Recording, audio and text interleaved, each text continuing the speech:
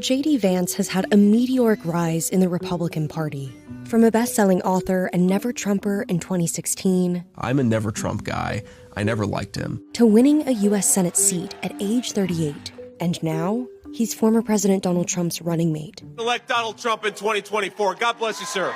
Vance is very much a creature of the new Republican Party that Trump has shaped in his image. By picking Vance, Trump is showing he's doubling down on this MAGA agenda. It's a full-throated, populist, national conservative ticket. Here's why the Trump-Vance ticket is a big deal for the future of the MAGA movement and the GOP.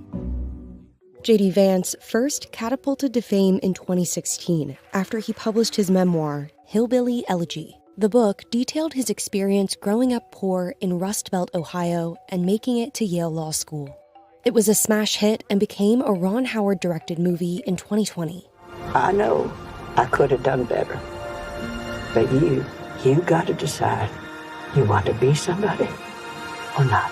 We're trying to paint this white nationalist movement as a movement primarily of poor and working class Americans, when the truth is that the alt-right is actually led by better educated and frankly pretty well-to-do people. In his initial foray into the public spotlight, Vance was very much anti-Trump. His book made clear that he was a conservative. Many people latched onto it as an explanation for Trump's sort of surprise success in the Republican Party and then in the election.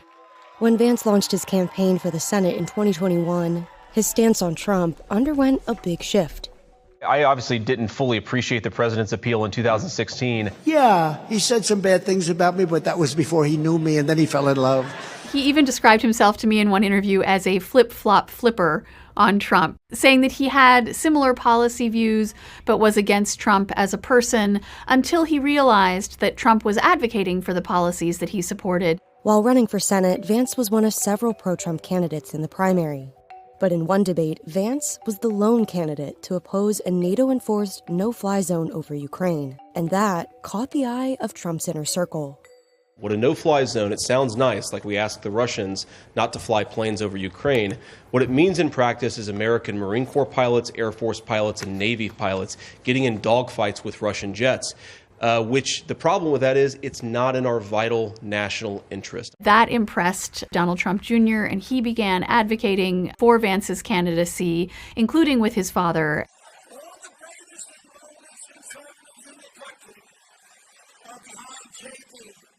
Trump's unique brand of conservative politics has been reshaping the core tenets of the Republican Party since he was elected in 2016, like tighter borders and a retreat from the world stage. He's changed the GOP so much that the Republican National Committee recently revamped its platform to a new, stripped-down version, one that focuses more on Trump himself than on specific policy decisions. Trump has been changing all of those stances to the point where many older Republicans feel it's no longer recognizable. At the same time, a movement has arisen in Trump's image that believes in his policies and believes that the Republican Party should be reshaped in his image.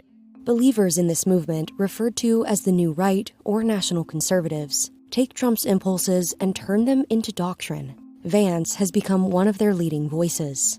The American people, again, they need people who put the interests of their own citizens first, of our own citizens first. And that's what this entire movement is all about. And I think that's what the Trump presidency will be about if we give him another shot, as I expect that we will. When Trump selected Mike Pence to be his running mate, that was a pick very much intended to reassure Republican voters, Pence being a traditional conservative, an evangelical